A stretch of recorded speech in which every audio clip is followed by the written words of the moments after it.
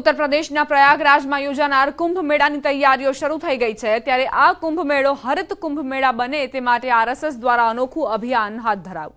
કુંભ મેળામાં આવતા પ્રવાસીઓ ડિસ્પોઝલ વસ્તુઓનો ઉપયોગ ટાળે અને મેળામાં પ્લાસ્ટિક વસ્તુઓના બદલે થાળી અને થેલાનો ઉપયોગ કરી શકે તે માટે એક થેલા એક થાળી નામનું વિશેષ અભિયાન હાથ ધરાયું। આ અભિયાન અંતર્ગત આરએસએસના સદસ્યો દ્વારા શેરીએ શેરીએ ઘરે ઘરે ફરી એક થાળી એક થેલો ઉઘરાવવામાં આવી રહ્યો છે।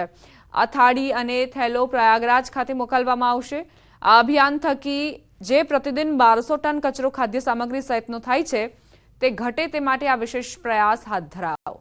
મહત્વનું છે કે 23 જાન્યુઆરીથી 26 જાન્યુઆરી 2025ના રોજ આ મેળો યોજાશે જેમાં અંદાજે 25 કરોડ શ્રદ્ધાળુઓ જોડાઈ શકે છે। દરેક જિલ્લામાંથી ઓછામાં ઓછા જિલ્લા 250 કાર્યકર્તાઓએ કામ શરૂ કરી દીધું છે। જેમ જેમ કામ આગળ વધશે એમ એમ આમાં કાર્યકર્તાઓ જોડાતા જશે।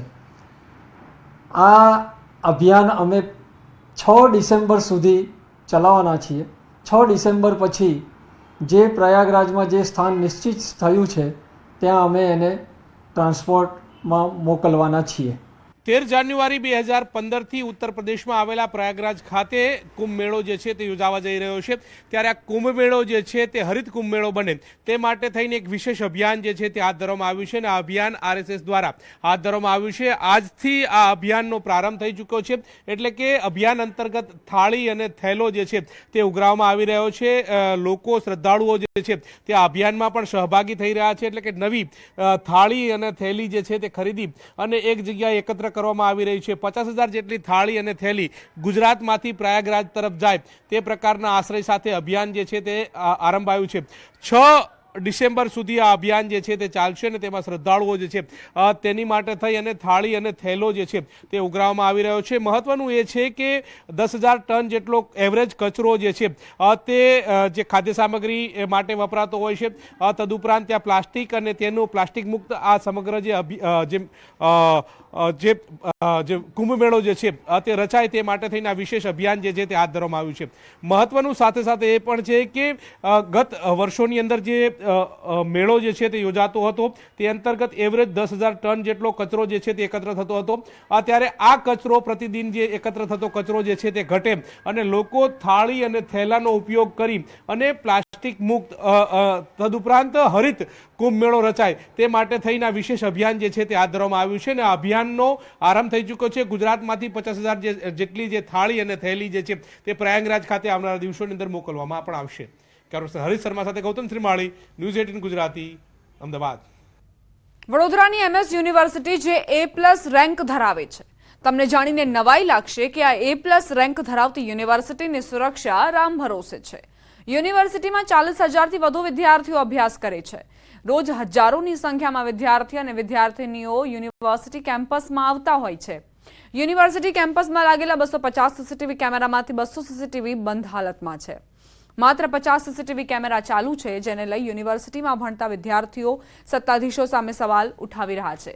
નવાઈની વાત એ છે કે યુનિવર્સિટીમાં અવારનવાર બહારથી અસામાજિક તત્વો આવી માથાકૂટ કરતા હોય છે। વિદ્યાર્થીનીઓની છેડતીની પણ અનેકવાર ઘટનાઓ બની તેમ છતાં યુનિવર્સિટી સત્તાધીશોની ઊંઘ નથી ઉડી રહી। કોઈ અનિચ્છનીય ઘટના બની તો આરોપી સુધી પહોંચવાની મુખ્ય કડી જ બંધ હાલતમાં હશે ત્યારે અહીં ખરેખર સુરક્ષાના નામે શૂન્ય જોવા મળી રહ્યું છે।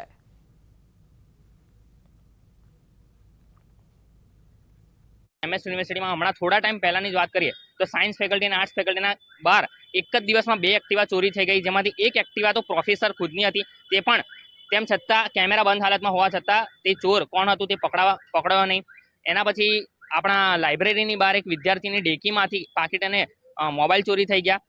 મોબાઈલ અને પાકીટ કોઈ ચોરી કરે છે પરંતુ કેમેરાની ક્લિયરિટી સારી ન હોવાને કારણે તે પણ ખબર ના પડી કે કોણ ચોરી થઈ ગયું। અને અવારનવાર આપણા એમએસ યુનિવર્સિટીમાં બનાવો બને છે જેમ કે ચંદનના ઝાડની ચોરી થઈ ગઈ હોય, વિદ્યાર્થીઓની ચાલુ એક્ઝામમાંથી બેગ ચોરી થઈ ગયા હોય કે ફોન ચોરી થઈ ગયા હોય પરંતુ આજ દિન સુધી કોઈ પણ એવો શખ્સ પકડાયો નહીં જેના કારણે કેમેરાથી ક્લિયર દેખાઈ શકે અને પકડાઈ શકે। દરેક ફેકલ્ટીમાં હાલમાં સીસીટીવી કેમેરા કાર્યરત છે। આ ઉપરાંત તમે જે વાત કરી કે અમુક કેમેરા ચાલુ હાલતમાં નથી તો તેના માટે આજથી જ કોમ્પ્યુટર સેન્ટરની જે ટીમ છે તે દરેકે દરેક ફેકલ્ટીની મુલાકાત રહી છે અને દરેક ડીન અને જે તે વ્યક્તિ સાથે કોર્ડિનેટ કરી અને તમામે તમામ સીસીટીવી કેમેરા છે એ કાર્યરત થઈ જાય તેની માટેની પ્રોસેસ ઓલરેડી શરૂ થઈ ચૂકી છે. સીસીટીવી કેમેરા વારંવાર બગડી જતા હોય છે, પરંતુ સમયાંતરે દરેકે દરેક ફેકલ્ટીમાં હાલમાં સીસીટીવી કેમેરા કાર્યરત જ છે. જો તમે વિશ્વવિખ્યાત MS યુનિવર્સિટીના વિદ્યાર્થી છો તો પોતાની ચિંતા પોતે જ કરજો, કારણ કે અહીંના જે સત્તાધીશો છે તમને સુરક્ષા પૂરી પાડવા માટે એટલા સક્ષમ નથી. એનો પુરાવો જે છે આજે અમે તમને બતાવવા જઈ રહ્યા છે.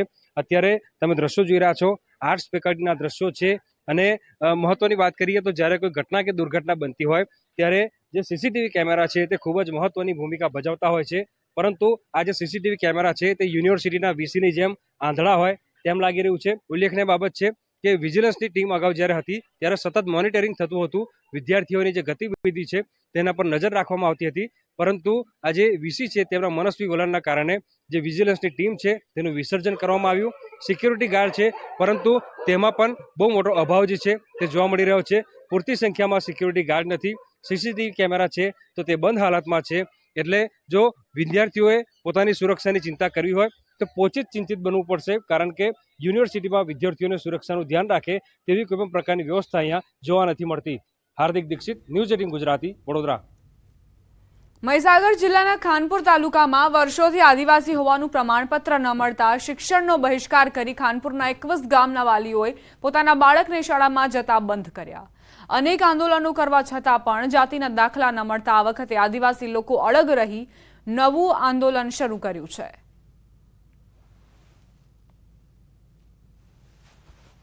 ઉડા પ્રાથમિક શાળાની અંદર 83 બાળકો છે, એની અંદર આજે 0 હાજરી જોવા મળી રહી છે. અને તમામ વાલીઓને દરેક તાલુકાની અંદર, દરેક શાળાની અંદર અમારા CRC મિત્ર તથા દરેક સ્કૂલની અંદર આજે SMC મિટિંગ યોજવામાં આવી રહી છે. દરેક વાલીઓને સમજાવટ કરવાની ચાલુ છે સવારથી 11 વાગ્યાથી. અને વાલીઓને સમજાવતા જ્યાં સુધી અમને અમારા જાતિનું પ્રમાણપત્ર નહીં મળે ત્યાં સુધી આ વાલીઓ અમે બાળક મોકલવા તૈયાર નથી એવા અડગ મનથી અમને જવાબ મળેલ છે.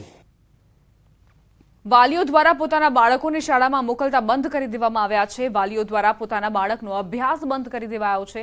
સંપૂર્ણપણે ઘરે રહેવાની સૂચના આપી દીધી છે. છેલ્લા ઘણા વર્ષોથી મહીસાગર જિલ્લાના ખાનપુર તાલુકાના લોકો દ્વારા આદિવાસી હોવાના પુરાવા પણ આપવા છતાં દાખલા ન મળતા અંતે પરિવારના વહાલસોએ આ દીકરાને શાળાએ જતો બંધ કર્યો, જેને લઈ બાળકોના શિક્ષણ કાર્ય પર પણ તેની સીધી અસર પડી રહી છે.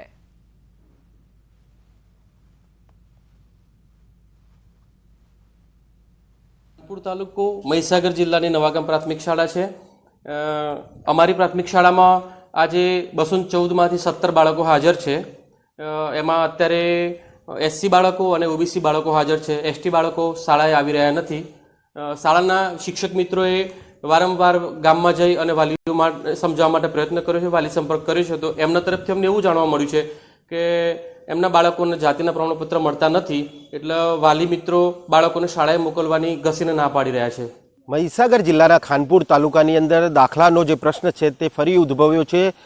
અનેક બાદ જે આંદોલનો છે તે આદિવાસી લોકો દ્વારા કરવામાં આવી રહ્યા છે. દાખલો નથી મળતો તે પ્રશ્નને લઈને અનેક આંદોલનો કરવામાં આવી રહ્યા છે. ત્યારે આ વખતે નવું આંદોલન કરવામાં આવી રહ્યું છે કે જે બાળકો છે તે શાળાએ જતા બંધ કરી દેવામાં આવે છે. દાખલો નહીં મળે ત્યાં સુધી બાળકોને અભ્યાસમાં અણગા રાખવાનો પ્રશ્ન અહીંયા ઉદ્ભવી રહ્યો છે. કેટલી એવી શાળાઓ છે કે અત્યારે બાળકોની સંખ્યા 0 જોવા મળી રહી છે.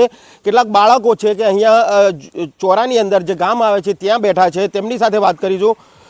કેમ અહીં બેઠા છો? સ્કૂલમાં કેમ નથી ગયા તમે બાળકો? દાખલા ના મળે ત્યાં સુધી સ્કૂલમાં નહીં જવાનું એવું માતા પિતાએ કહ્યું છે.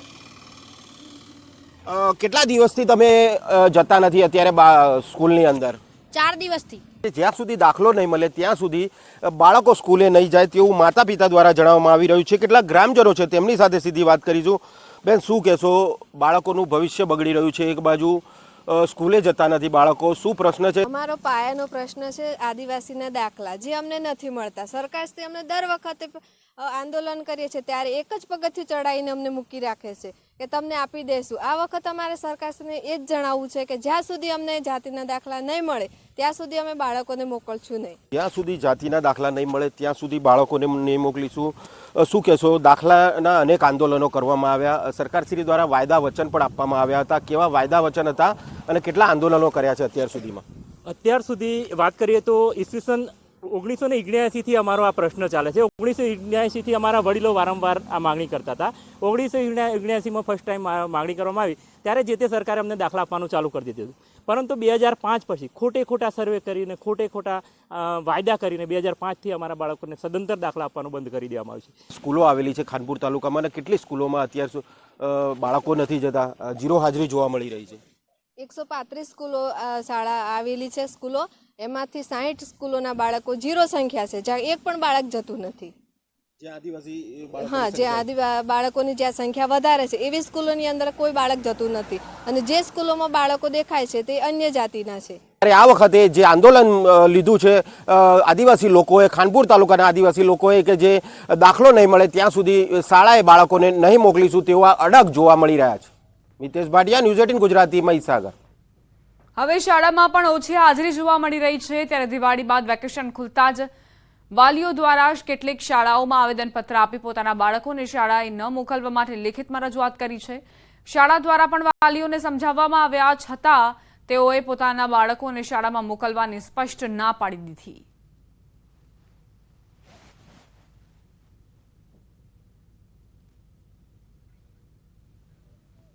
આદિવાસી હોવાનું પ્રમાણપત્ર ન મળતા જ લોકો વિફર્યા છે અને પોતાના બાળકોને શાળાએ ન મોકલવાની તેમણે રજૂઆત પણ કરી છે.